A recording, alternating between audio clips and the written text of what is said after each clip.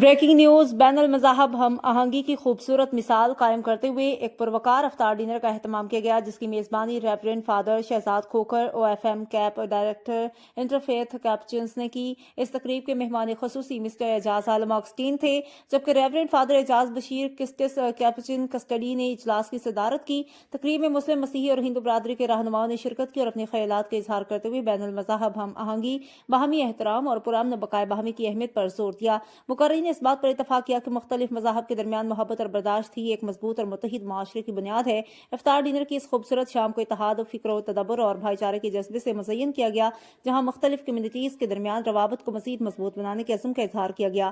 تقریب کے اختتام پر شمع روشن کرنے کی خوبصورت تقریب بھی منعقد کی گئی، جو امن، امید اور ہم آہنگی کی علامت تھی۔ اس موقع پر پیغام دیا گیا کہ باہمی تعاون اور محبت کے ذریعے ہم ایک زیادہ جامع اور ہمدرد دنیا تشکیل دے سکتے ہیں۔